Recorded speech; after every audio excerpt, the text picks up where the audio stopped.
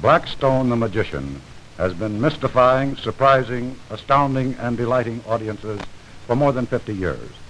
He started his career as a boy in Chicago before the turn of the century, and he's played before every president from Teddy Roosevelt on. Harry Blackstone is in the grand tradition, the one of Thurston, Houdini, and the rest, one of the last of the big-scale magic masters and illusionists.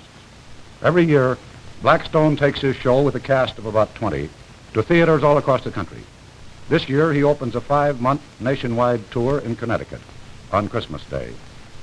When they're not on the road, Mr. and Mrs. Blackstone live here at the Royalton Hotel in New York City. It's midtown and most convenient to Mr. Blackstone's favorite club, the Lambs, Mrs. Blackstone's favorite Fifth Avenue shops, and to Broadway. Good evening, Mr. Blackstone. Good evening to you, Mr. Mr. Ed. What are you up to? I'm up to my neck and card tricks. I'm just rehearsing. I'm going on the Ed and Murrow show tonight. You see these cards? Yeah? They disappear. Clever, eh? And should you want them, you go this way. I gather it's becoming something of a vogue to wear a hat indoors? Oh, no. I always wear a hat to bed. That's a good gag. I used to wear a cane, but you know what I mean?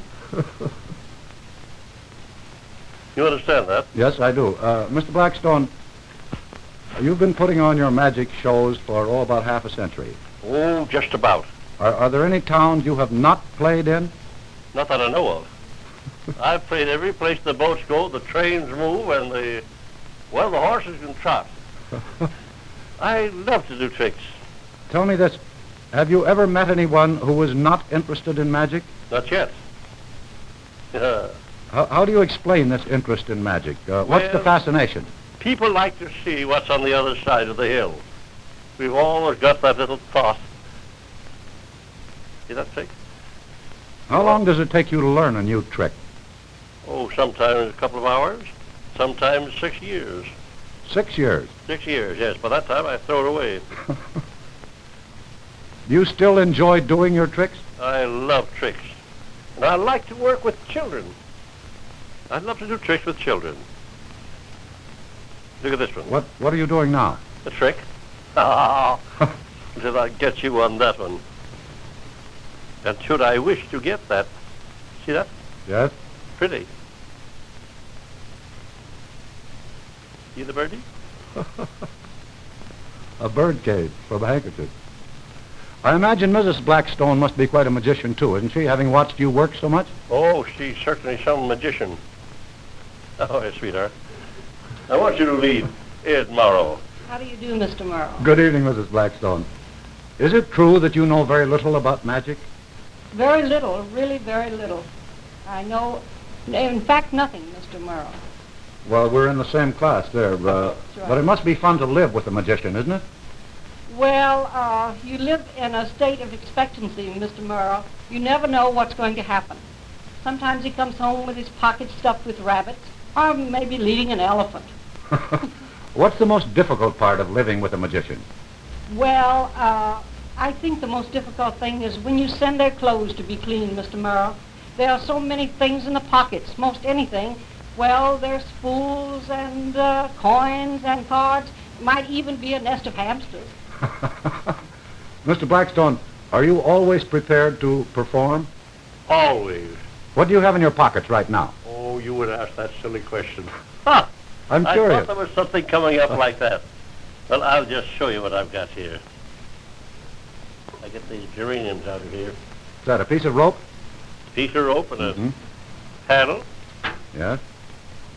a handkerchief, policeman's badge. I got some more. Don't run away. Bunch of rubber bands, a deck of cards, and you'll find those things in my pocket most any time and always. That's sort of the average baggage you carry about, is it? It is. What's the rope for? Oh, you'd like to see that. Well, I'll just show you what that rope is for. In fact, it's to do a trick. Evidently, being a trickster. And a ring. Yes. And the rope. This is what you call a George Carter. You take it like this. and tie a knot in it.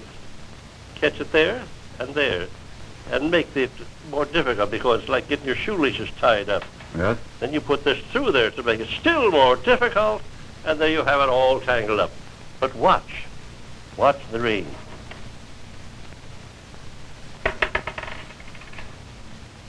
Is that a gold ring? It's one of those rings that hold two people together. Well, the handkerchief, I suppose, is obvious, isn't it?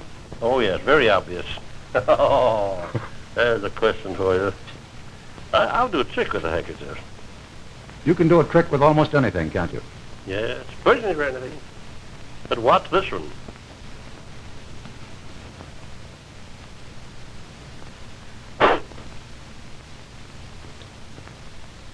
What else have you got there? Oh, plenty.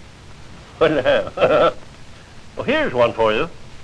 I have a little tongue depressor that I fixed up and I made it put an arrow on this side that the ink ran through way to the other side. What I meant to do is to put it down there, but it wouldn't have stayed up here. Catch on? No, I don't, frankly. Well, that's what I'm trying to figure out. I suppose that's a marked deck of cards, or is it? Oh, yes, they're marked on both sides. Dear, do the 3-card trick for Mr. Murrow. Each of them, they Like mark that. cards.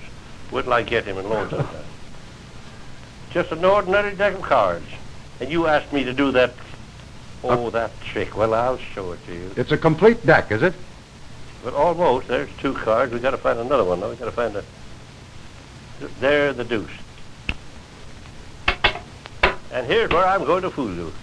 The 3, the 2, and the ace. And first I'll show the beginning, so to be sure you know what I'm doing. We have the ace, the deuce, and the trade. Yes. You put it here. 1, 2, and 3. Get ye some. That's what they say, talk about the China bowl. You got the 3 here, and you put the deck of cards on top of the tray and go, boop, and the tray jumps right through the deck. Put the deuce on top of the tray and go, like that, and it's on the bottom. Put the ace there and put the deuce on top of it, like that, and go, ooh. There's the ace. Not bad, eh? I don't believe it. I don't believe it myself. Mrs. Blackstone, I don't imagine you ever play cards with him, do you? Well, yes, sir, I do. Really surprising as it may seem. We play quite often, and really sometimes I win. Mrs. Blackstone, you must have seen all of your husband's magic repertoire. Which trick do you like best? Well, Mr. Murrow, from an artistic standpoint, I think the dancing handkerchief is the most beautiful. Just a moment. Before you tell that, I've got to go over here and I've got something I want to show Ed in just a second. It's where he borrows a handkerchief from the audience and ties a knot in it and returns to the stage, and he really brings it to life. He fills it with magic. It's quite beautiful. But from a spectacular standpoint, there is nothing as beautiful as the levitation, of course. That is the floating lady. Yeah. That is the most beautiful. Mr. Blackstone, what was it you wanted to show us? Oh, I'm going to show you this trick. It's a trick here with a bird in a cage. And believe it or not, the bird and cage both will disappear while you're watching it. Wouldn't it be great to have your worries and your cares of the day all disappear, like this bird cage is going to do? Are you watching? Yes, sir. Not bad. I want to show you something else. It's a loving cup. And it's dated September the 23rd, 1953. A loving cup given to me by the Lambs Club, and I'm very proud of it. Oh, yeah. I like to show it. This here little jigger is a little thought of a fellow by the name of Craig, an Indian roof trick I did on the stage for many, many years. People say it can't be done, but I did it. I'm sure you did. And over here is something I'm very proud of. A medallion by the Boys Clubs of America. Mr. Blackstone, don't you use rabbits in your tricks anymore? Oh, I use a lot of them, but I'm going to tell you about this medallion before we tell you about these rabbits. Right. This medallion, I bring about a dozen or more children on the stage, sometimes as high as 30. And they're all holding this bird cage that you see me disappear just a moment ago. Yes? And they try to find it, and they look all over, and they can't find it. And I pick out one of the boys, I say, young fella, what are you going to be when you grow up? Oh, when I get to be about 19 or 20, I'm going to quit school and go to work. I'm going to make a lot of money like my dad, driving a truck. Oh, I says, you are. And what are you going to do, young fella? He says, well, me, I guess I'll be a policeman. And I asked another fellow, I said, what are you going to be? Till I find one that says, I don't know. I says, come here, you're the fellow that I want to talk to. As long as you don't know now, stick to school, stay in school, get all the mentality you can, all the knowledge you can, and you can sell it and you can give it away when you get older. Make a lot of money, and you still retain that knowledge. Not bad, eh? You're speaking about rabbits. I've given away about 148,000 rabbits in my life. Every show that I give a rabbit away to some child, a baby rabbit, about 4 weeks old. At times, years ago, I used to give as high as 100 away at matinees. Sometimes I had to give 2 and 3 matinees to take care of the crowds. Are boys more interested in magic than girls? Oh, a little bit. But still, the girls, the young, they want to know what the other part of the world is doing as well. Mr. Blackstone, down here in the studio, I have about 25 technical magicians.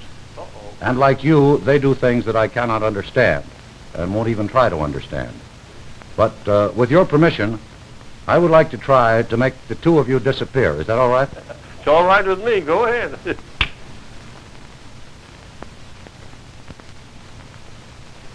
I think I used the wrong signal. It backfired on me. Can I try again? Yeah, get another magic wand. All right. Can you hear me? I can hear you, but I can't see you. Where are you? Well, you can come back now. Oh, thank you. Thank you very much, Mr. and Mrs. Blackstone. And thank you, Ed Murrow. Thank you very much for letting us come and visit you. Good night. Good night.